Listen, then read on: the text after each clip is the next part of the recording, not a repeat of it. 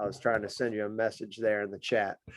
All right, so we've got a number of things on the agenda this morning and updates and that kind of thing. So I'm going to let Shannon take over and go through those with us.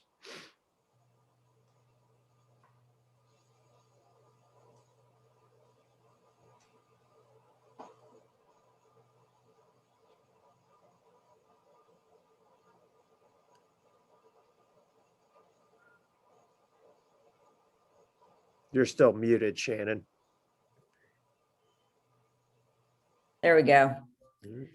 All right. Thank you to everybody that came out yesterday to the community meetings. I appreciated everybody taking a little time out to come out and try and engage with folks that are not already engaged in this process. Today, we're just doing updates and talking about kind of moving forward a little bit. So Bob and Andy, do you want to start with an update on the redevelopment workshop?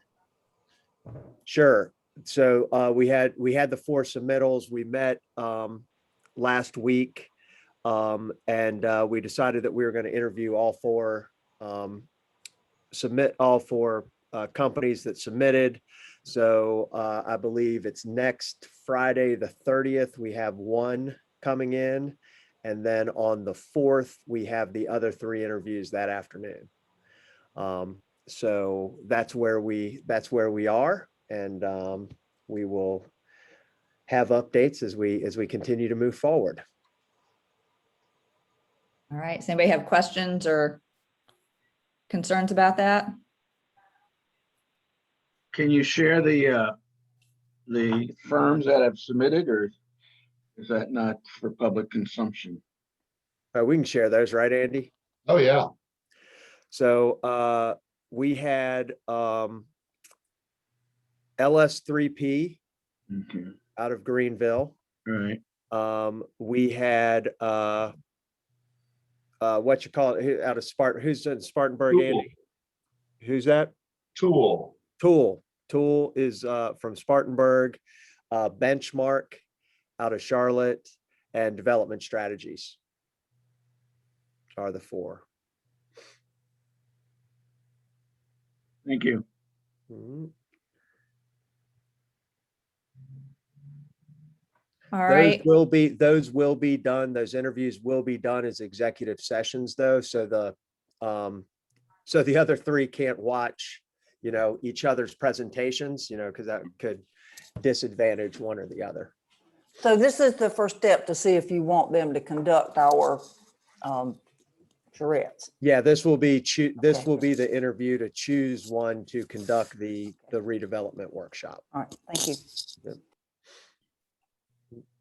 And hopefully be able to have that rolling almost immediately. Them beginning, we'll have Andy negotiate a contract and get that approved, but immediately rolling with background research and hopefully in town probably September, late September, beginning of October for the actual workshop on the ground. Any other questions? All right, moving on. So on Monday, I presented for discussion at City Council the recommendations from the Business and Economic Work Group, the University Relationships Work Group, and the Land Use and Development Work Group. Then also on Monday, City Council ratified the recommendations from the Traffic Group and the Affordable and Workforce Housing Group. So I'll be taking the recommendations from those 2 work groups, traffic and housing, and working to integrate them with the comprehensive plan. And now that we have a path forward, we can start on kind of creating a report card on how we're doing with implementing those recommendations. And I guess I'll just transition into the working group process. And so Shannon and Andy, we will, for council, we'll get now that we've had those as a discussion item and information item, I'm assuming that those will be on the next agenda for us to ratify. So then we will have ratified all 5 working groups recommendations at that point. Right. So August 2nd, I believe, is the next meeting, and I'll have those there for you guys to ratify. Okay. And really at that point, once all the recommendations from the work groups are ratified, we kind of move into, I don't really want to call it another phase, but it is a different phase where we're not so focused on individual work groups, and instead we start working on projects. Because these projects are going to be more multidisciplinary. They'll pull people from multiple work groups to work on things. So for example, looking at rewriting the PD regulations, that would involve folks from the land use and development group, the traffic group, and the housing group, and maybe the business group as well, if we want to add some language in there. So those will move forward, not really as work group meetings, but as project meetings. Excuse me. Some of those projects, such as coming out of the affordable and workforce housing group, they're projects like the neighborhood council and pocket neighborhoods are probably going to be run mostly by the community members in those groups. They're going to split into some smaller groups. And then other ones, such as coming out of the traffic group, looking at how to get the pedestrian and cycling projects kind of into a queue and shovel ready.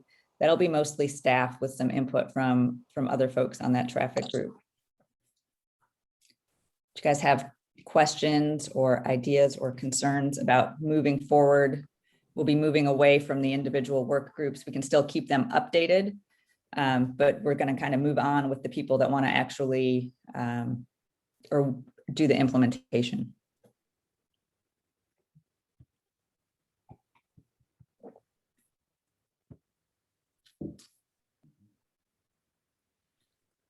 Okay.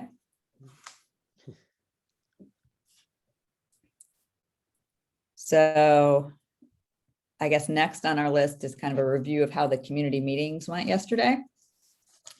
It was pouring for our outdoor meeting at 9 a.m. at Abernathy Park. We did have 2 folks show up, which was kind of a success considering the weather. We had 17 people in all yesterday come out that were not already part of the ClemsonNext project. So the big topic was really cat bus. We did cover at each meeting. I made sure we covered all 5 working groups. But the one that we spent the most time on in the first 2 meetings was definitely cat bus and transportation.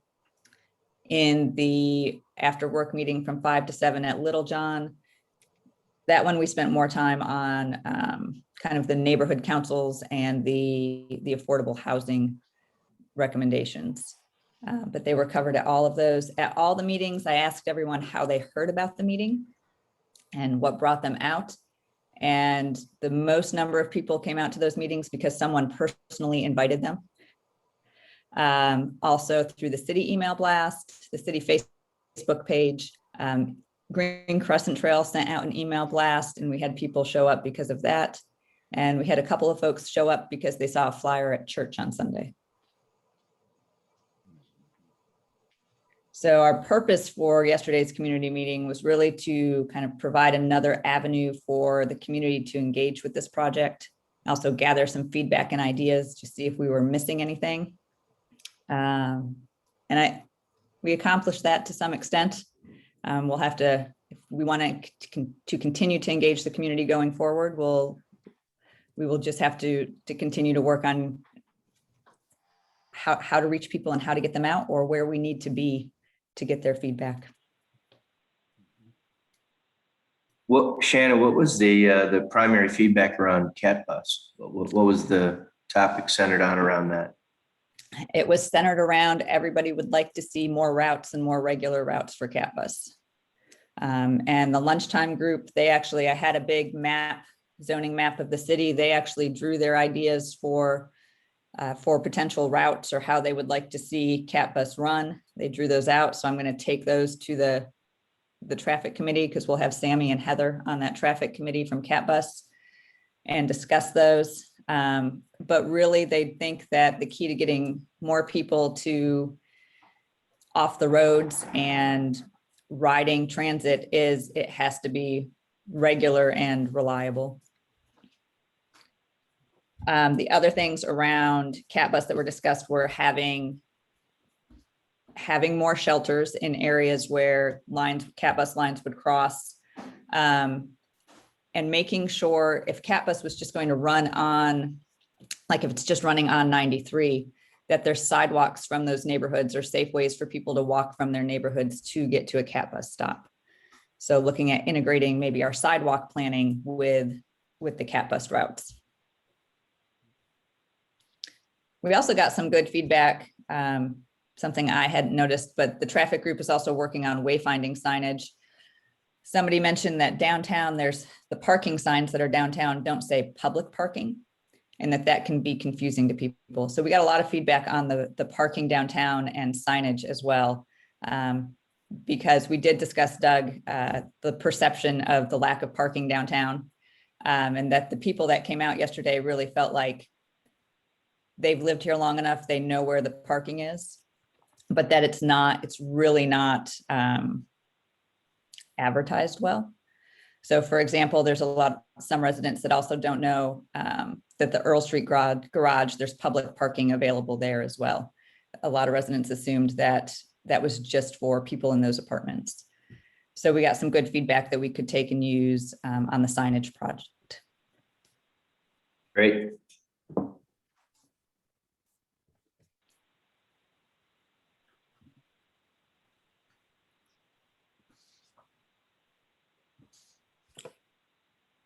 Heather is on the meeting and said cat bus has ordered bus stop signs, placing on the route. Okay.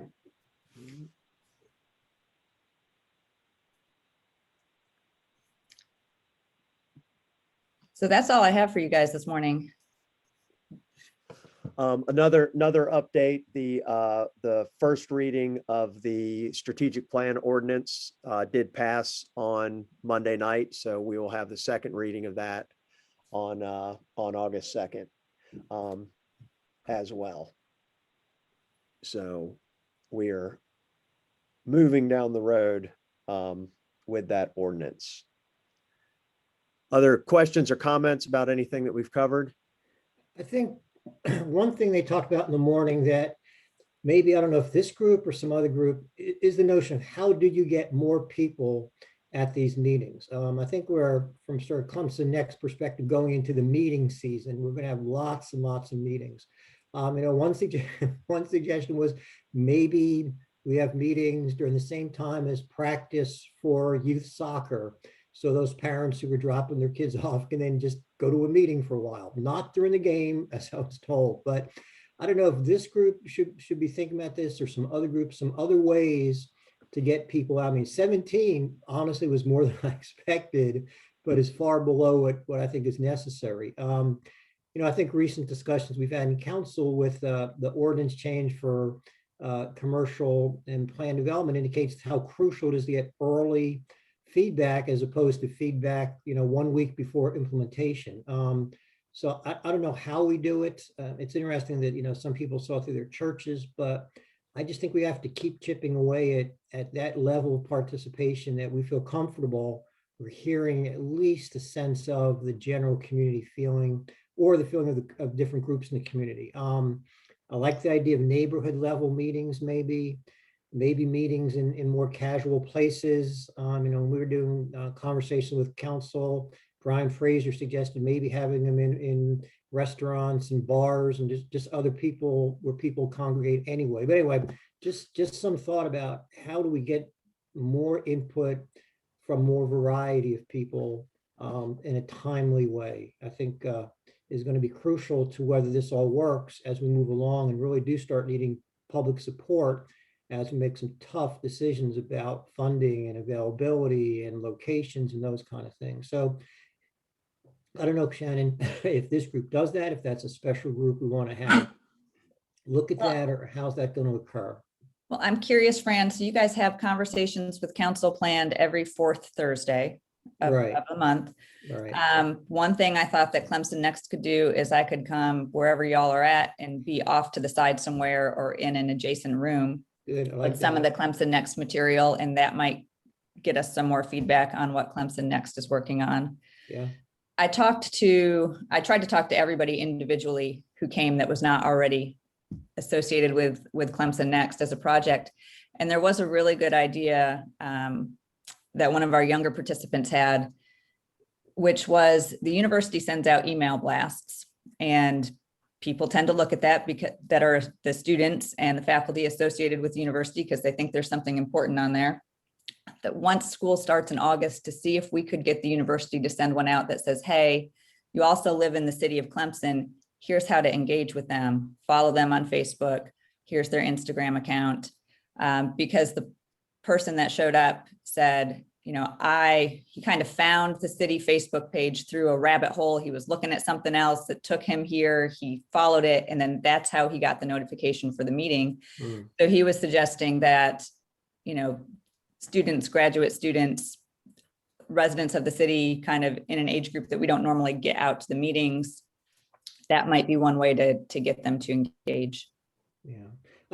Yeah, that's good. I think the other piece, this actually come out in the last conversation with council, I think a lot of people still have a sense of not trusting that anything's going to result from their input. And sort of the notion, why should I spend an hour for Fran to say that's a good idea and then we never hear from it again? You know, so with the conversation with council, I think Andy is actually putting together and keeps records of changes we've made and actions we've taken as a result of the public input. So I think any way we could let people know, look what happened because we heard from people is at least another step towards not only building trust, but confidence that the meetings are not just to say we're getting public input, but really to listen to the public input. So I know, Sharon, you're already thinking about a report card. So maybe as we start taking actions, we make it very clear that because at the meeting, we heard that the mosquito spraying is not going deep enough in the neighborhoods. Here's what we're doing about that and publicize that. I think as people get more confidence that their voice matters, that's part of the message. The other might be, you know, other ways to get, I mean, when people deliver food from Grubhub or maybe I'm asking Doug this question, or the pizza places, would they be willing to insert a flyer with that or tack some kind of message with that, with the calendar for the next 2 or 3 months of a variety of meetings? So we have to get more active as opposed to passively assuming people will push the right button, you know, on My Civic to see the meeting announcements. I mean, Franz, you had mentioned, I don't know if it was last week or the week before, the idea of going out and meeting people where they are, depending on what you guys think and how much input you want at this point, or if there's other groups I should coordinate with. You could, I mean, we could go sit at the rec center. We could go hang out at Nettles Park. You could, I mean, we could kind of go out to some of those places and, I don't know, have a table, have a banner. Yeah. Try and engage that way. I don't know if that's an effective use of everybody's time. And I don't know if there's a way to combine that with other initiatives the city's working on. But as far as being visible and being out somewhere where they don't have to, the community doesn't have to take an extra step to engage. Yeah, I mean, yeah, maybe we should have a table or booth. And I think we get volunteers to sit at those at other events. So when the Clemson Area African American Museum have their weekend concerts, maybe we can just have a table there. When, you know, I know with fall approaching, many churches have bazaars to sell Christmas goods. Well, maybe we can just plop a table up there. And even if it's only 2 or 3 people, at least we're going to be visible, maybe get a sign to put up, a banner, and maybe just, you know, a couple of us can sit there, even if it's not to get input as much as just to tell people, here's what Clemson Next is doing. And just, you know, if you have ideas, let us know. Maybe that's good. Maybe we just time with any event that has public invited and ask if we can have just a little corner piece.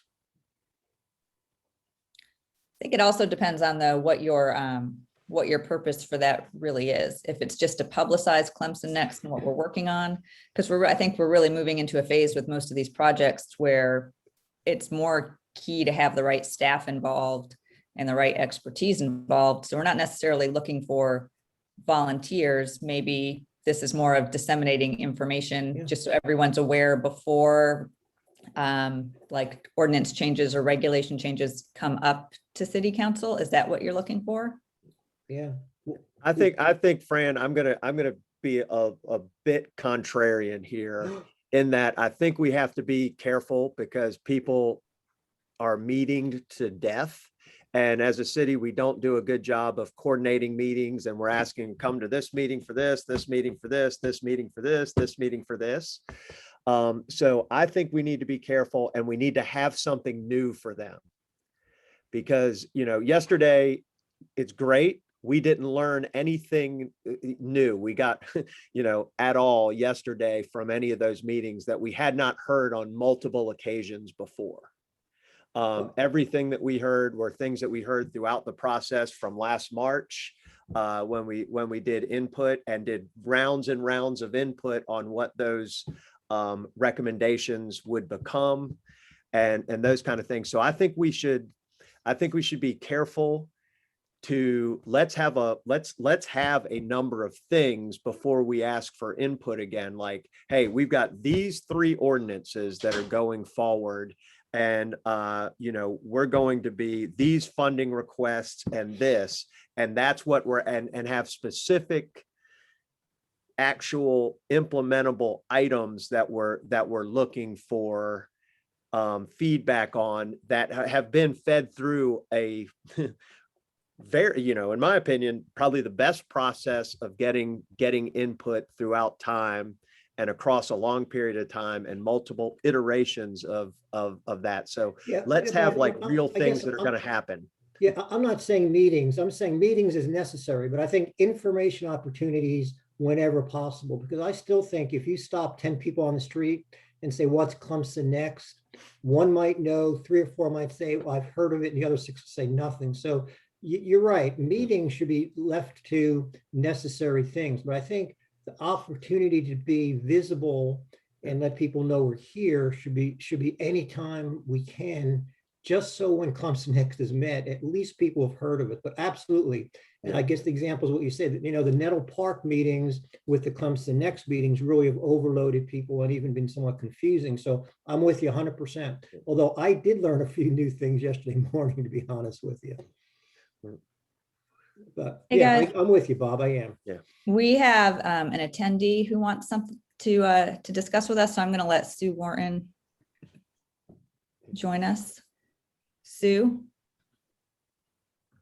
Hey, good morning. How are you all today? Good morning. Hi, Sue.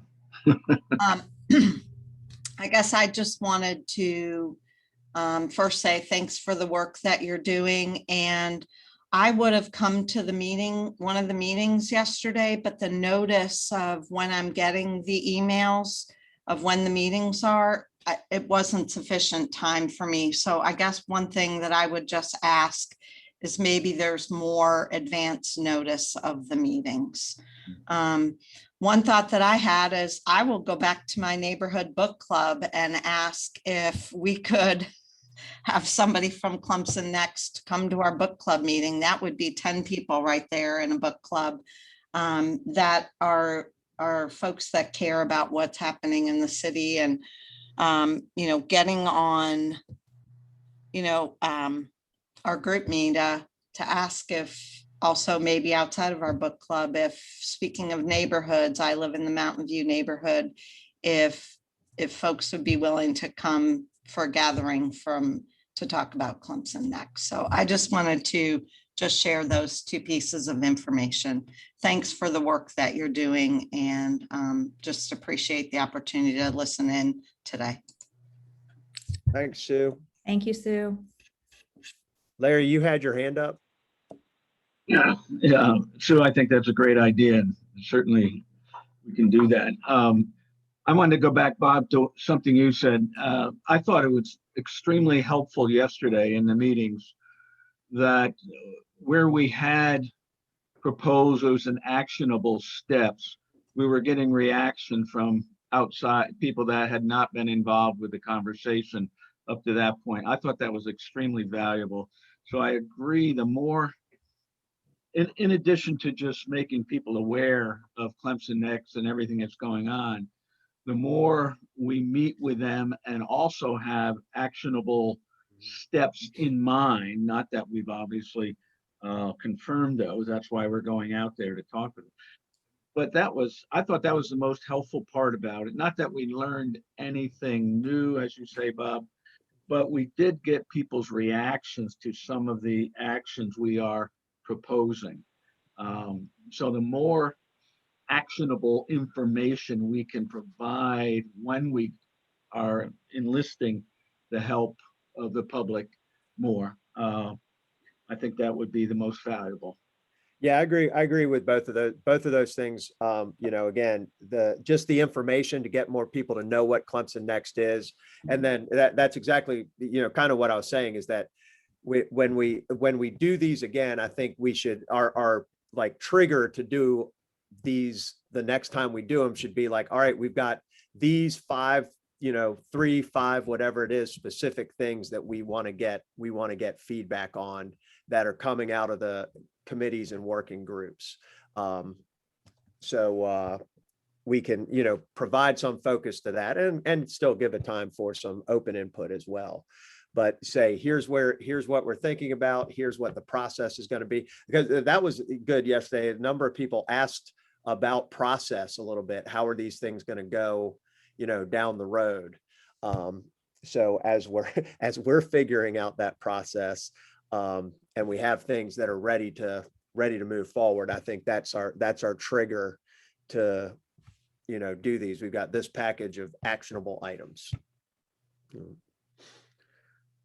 I think it will get easier as we have fewer projects moving forward. So it won't be, here's these 5 groups, here's everything we've discussed for, 3 or 4 months.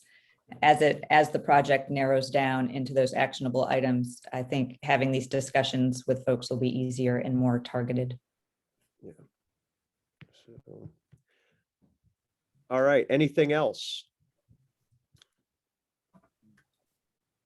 If not, we'll adjourn this meeting and crank up the land. So, all right. Well, welcome land use people.